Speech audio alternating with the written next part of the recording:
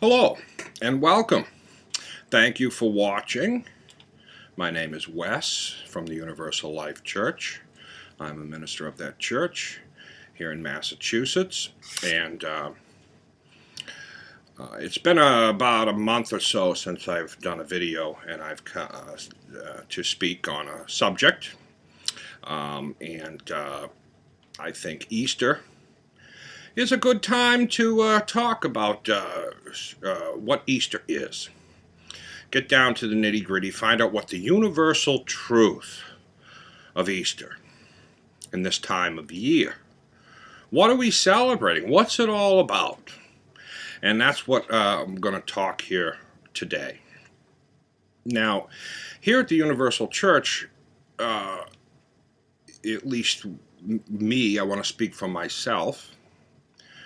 I try to teach the universal truth. And what that is what all the religions on the earth, all the different ones, at their base and core, the things we all have in common, what we all know.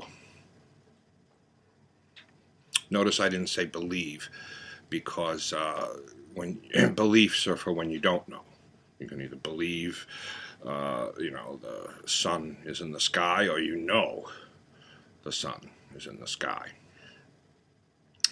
And what all these beliefs together with the whole earth, what is the common knowledge and the universal truth to Easter in this time of year? And most of the subjects that I talk about are going to be coming from that aspect. And a lot of this comes from ancient knowledge, looking at and studying all the different religions in the world, and trying to get the message, the root message of what they're trying to teach. And that's what I try to teach, because everybody has their own way of trying to get that message across. And the problem is, over the years, it's been corrupted. And the message has been lost. We forgot who we are. And that's what this message is all about. Most religions that I know of, that I've studied, are just trying to teach us about ourselves and our mind and the world we live in. And if they need to teach us that, and it's lasted so long, there must be something there. And there is something there. It's very important for your well-being and happiness and peace of mind while you're here. So let's get into Easter. This is not going to be a story about what you think. It's not a story about Jesus Christ being nailed to a cross, crucified, and then comes back to life, this man, and floats up to heaven and that stuff. That's an allegory. That's a story. And that story has meaning, but it's not about an actual man. I don't want to get into whether Jesus existed or not. Maybe he did. Maybe there was a guy named Jesus running around the Middle East. But this is really about the symbolism and the message. Let's get over the argument, because it's kind of silly to argue about whether, a character actually existed or not. It's the message that's important. Now, the story about the Jesus and the resurrection and the crucifixion is an allegory. It has deeper meaning. And if you haven't figured that out by now, especially when reading the Bible, and, if you haven't realized that people don't come back to life and walk on water, and donkeys don't talk, and snakes don't talk. People don't live inside of a whale for 3 days and then come out and be a preacher. Those things don't actually happen. People going around collecting 2 of every animal on the earth and putting it on a boat. All these things, some of them actually go against the laws of nature.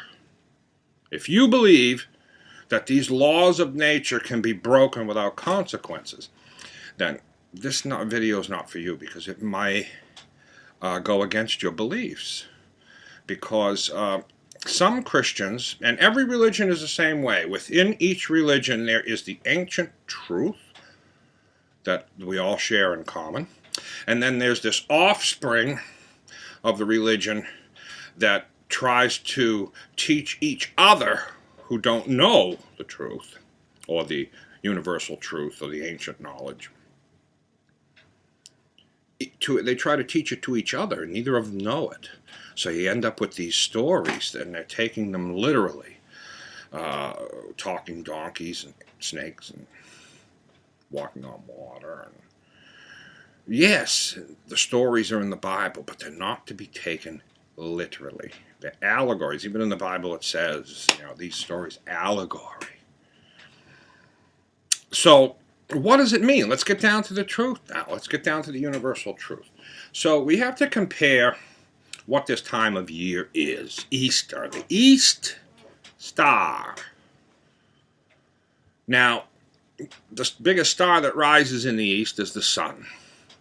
Now, is this another sun worship thing?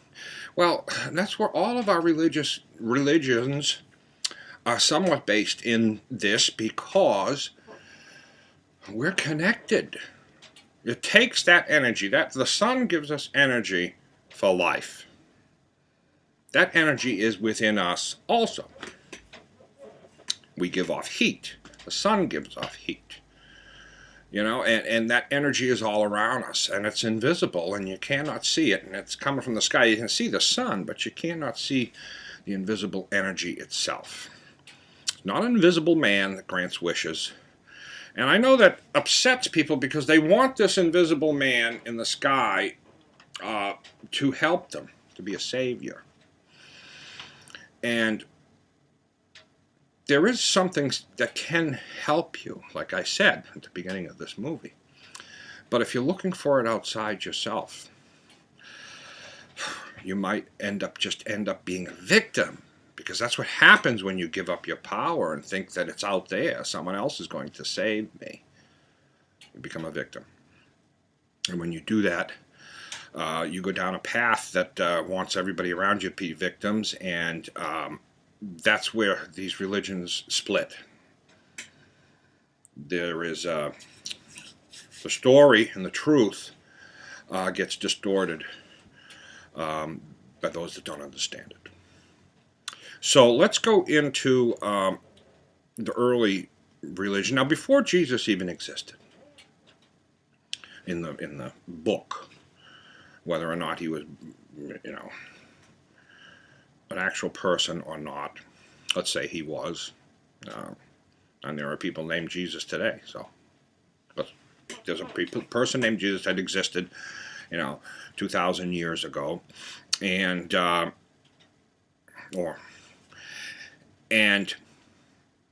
before him, before the stories of Jesus and before Jesus was ever born, there were others that share a similar story to Jesus.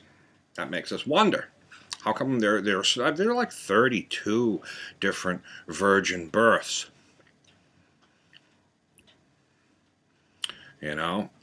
So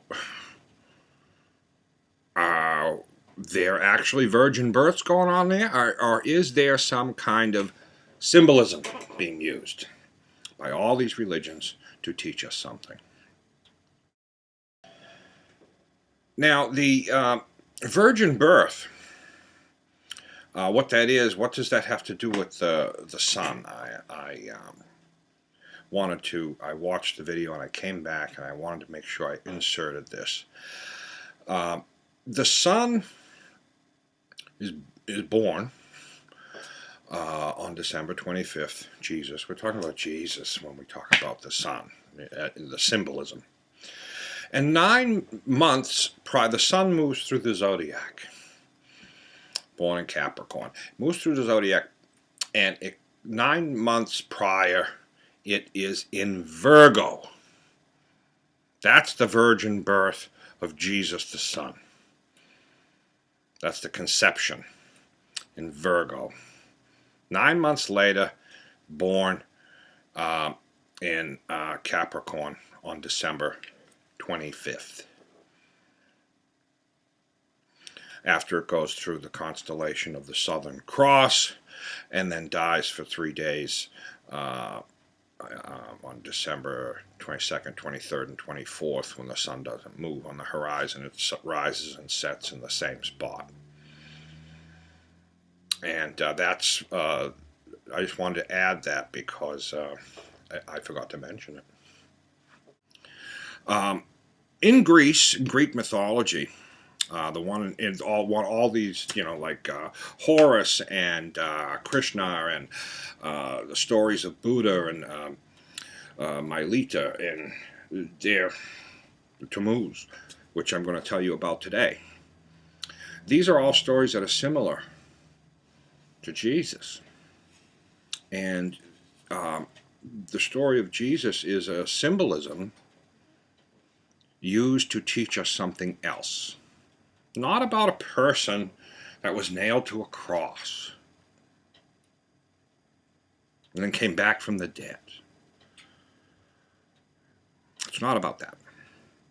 It's about the world we live in. And you and the sun and the sky and the environment around you and this thing we call God or good or light, like it tells us in the Bible. God is light. There is no darkness in him at all. And you can look that up. I don't have the verse. I think it was John.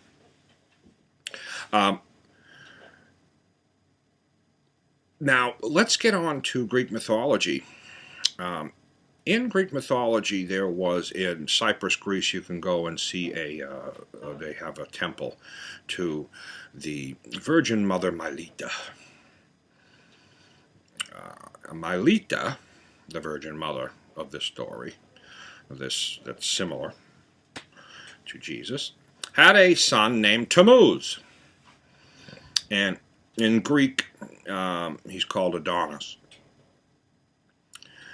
And Tammuz was sent down to the underworld, to the people down in the underworld, to save them. And in this story, he has a hard time saving them, and he can't get back to the upper realms. Can't get back to heaven or glory, as they call it. So Mylitta sends down his sister, Tammuz's sister, which is Easter, and that's how it's pronounced, Easter. And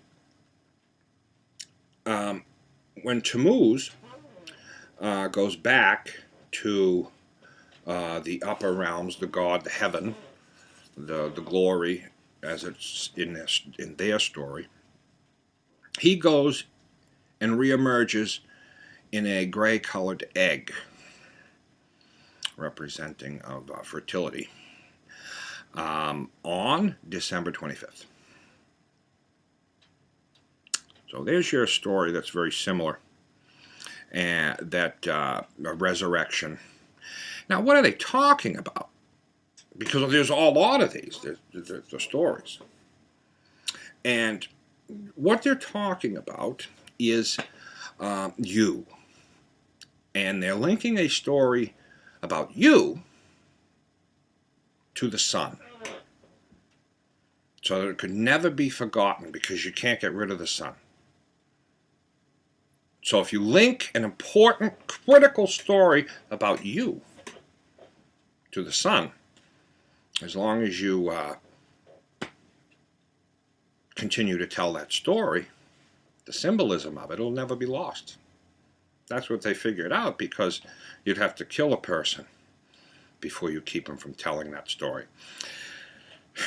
And people have been killed for telling this story in the past. Now the story, I mean, it's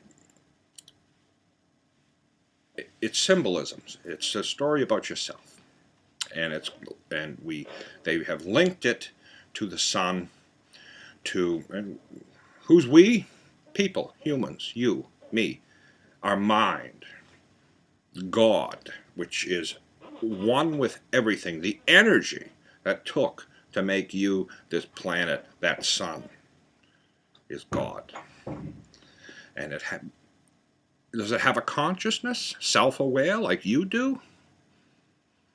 Well, it made it.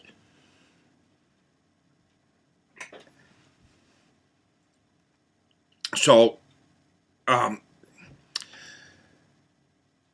let's move on to this, because we need to understand that the things we call God and what we want from it and what is described in the Bible is light and energy that is there. It is present. It is invisible. It's all around us. And it is something that created us. There was a big burst of energy that created our sun. The sun is the son of that God, that energy. And when you see pictures of Jesus, you'll always see there's a sun behind his head, right in front of you, in almost every picture, because that's the symbolism being used. But there's also this energy in you. That's why Jesus said he was God. Look it up. Because you are one with God. But there are people that want you to know this, to give you power, so you can control your life, happiness, peaceful, no anxiety and stress, so you can control and understand yourself. And then there are people that don't want you to know this and understand the energy that runs you, so they can control you. That's it. And there are those that are aware of it and those that are unaware of it. And there's also those that are doing it to control others, and they're unaware of it. So you've got to look at this very deeply and look at yourself, because that's where the answers are. Now, what is it about the energy that's within us? Because what's the story? What's so important? And it's difficult to tell, because there's been secret societies and religions all over the world for thousands of years, from Christianity, the Freemasons. The Freemasons, they have done a very good job of keeping this knowledge alive and not get corrupted like some of the other. I mean, they do get corrupted, like the human being himself. There's good and bad in everything and everyone. You got to be aware of it. In the Christian church, there can be, and there can also be in Freemasons and Jews, Muslims. You've got to look at, are they acting selfishly or selflessly? The ones that are collecting big donations from people and using it for their own good and not giving back to the community are just using people as pretty much slaves. And it's happening, and it's real. But that's a story for another time. We've got down to the spring is, what is it about? Now, we link the spring and Easter to the spring, and the sun is passing over the equator to go into the northern hemisphere to be summer. It's passing over that time of year from winter into spring, and now the days will be more hours of daylight than there is darkness each day. That's the Passover. The Passover in the Jewish religion, they talk about killing the firstborn. I mean, killing the firstborn, remain in your house, consume the lamb. What's all this talk about? Well, it's allegory. It's not supposed to be taken literally. And that is also an allegory. I'll link the two in a moment. But I want to get first, what is it about the sun? It is the cycles of the sun.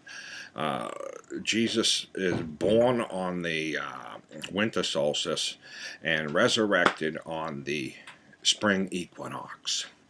After the sun goes through the Southern Cross constellation, and he goes in the dies for 3 days, and then is born again, resurrected. Now, that's the story of the sun, and we know it, and it's also the story of Jesus.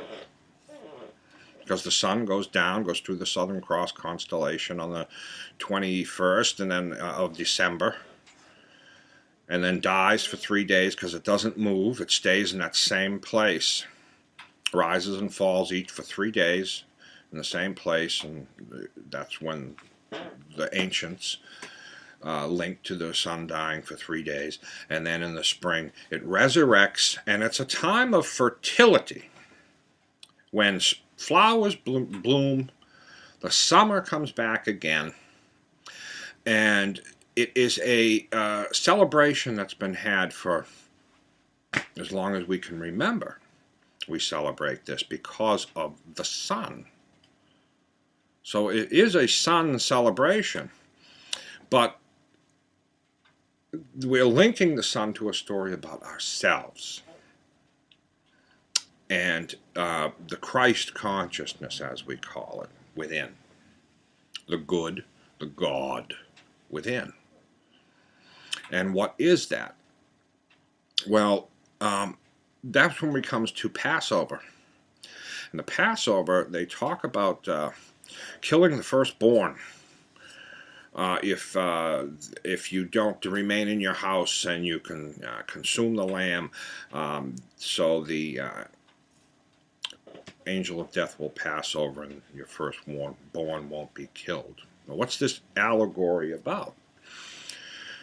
Well, that's the allegory of with this energy that we call God, or energy, or light, or it is, and it may be conscious, and it can save you if you listen. This energy comes from your solar plexus, where the little nuclear reactor that's in your heart or in your body that's creating. It's creating.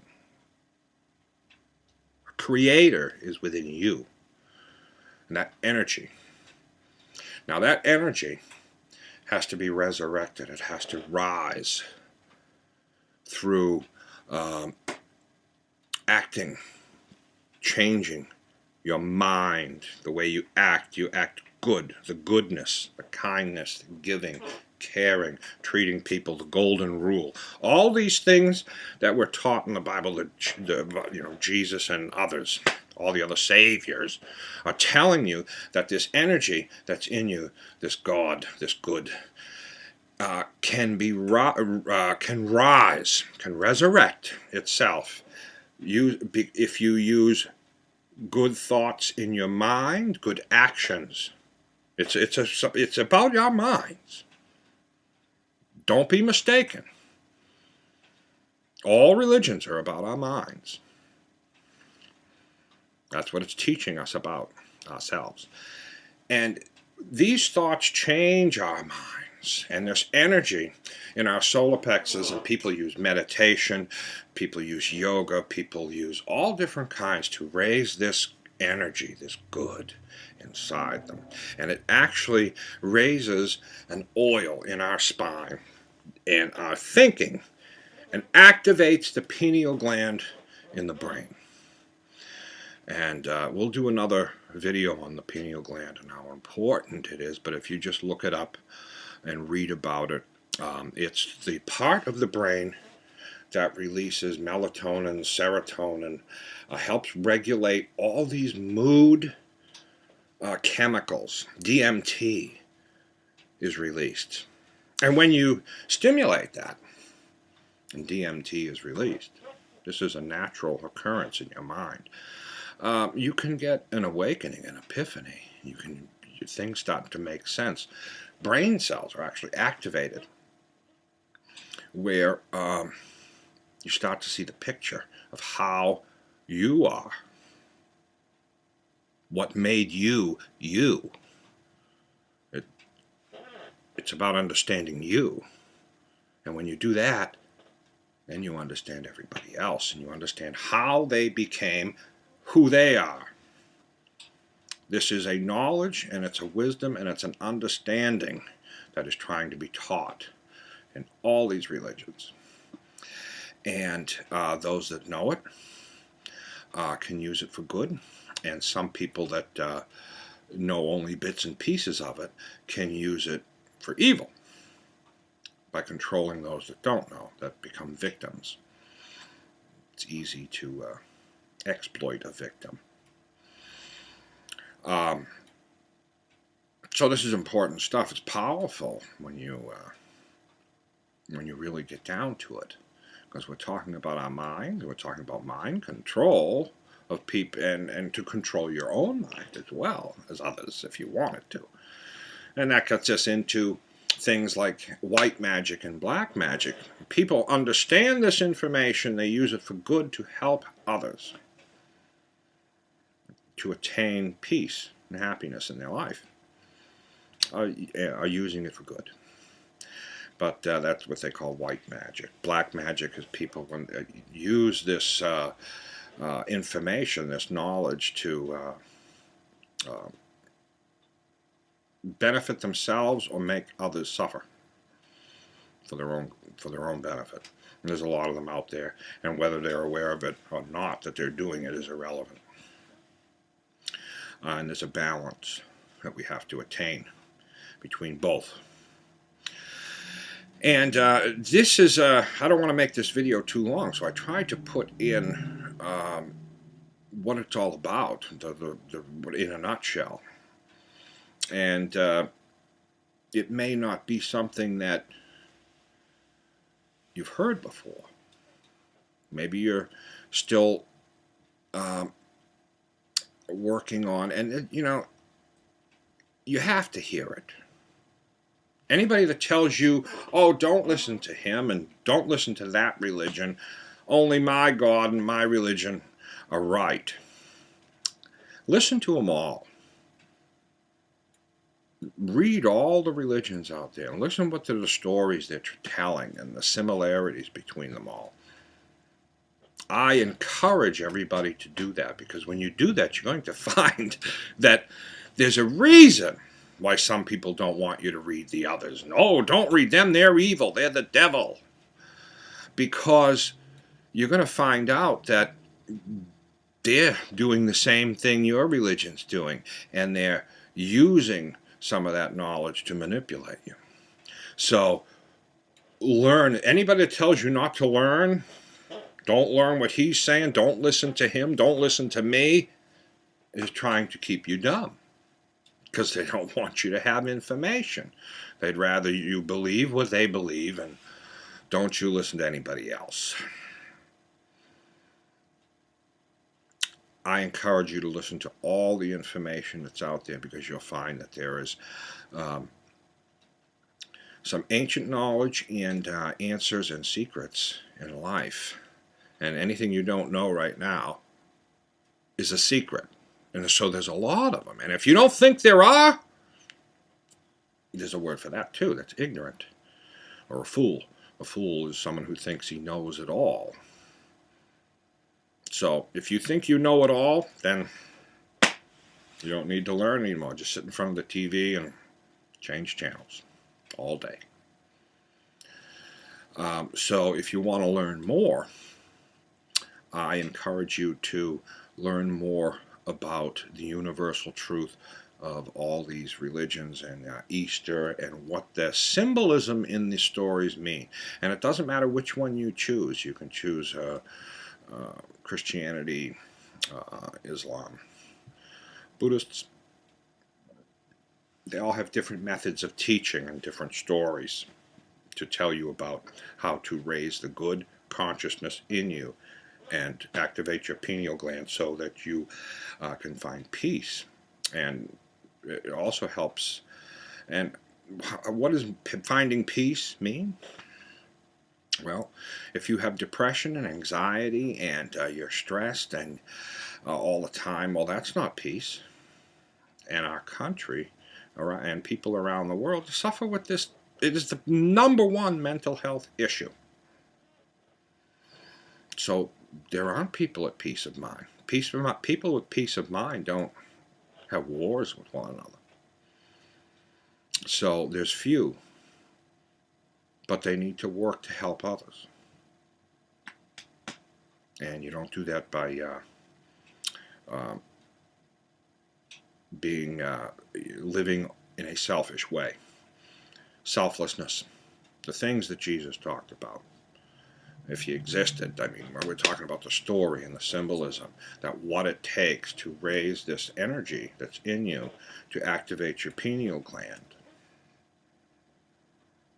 That's the story. That's what it's about. The sun, the story about the sun that is linked to us, that was linked to the sun, the story about us. The sun rises again, resurrects like we can. If we do the things Jesus did to raise our consciousness, our awareness of who we are, it can change and transform us into someone that will suffer a lot less, emotionally, physically, and physically. Because emotional issues cause physical issues. And that's the summary. And that's about all I want to say for now. I thank you very much for listening. And if you need to go back and listen to some of it again, sometimes I listen to it and I'll put some notes in the description box to clarify some issues. If you have any questions, just ask. And hit the like button and the subscribe button. Please, I don't ask for nothing. Share it. And you have a great day.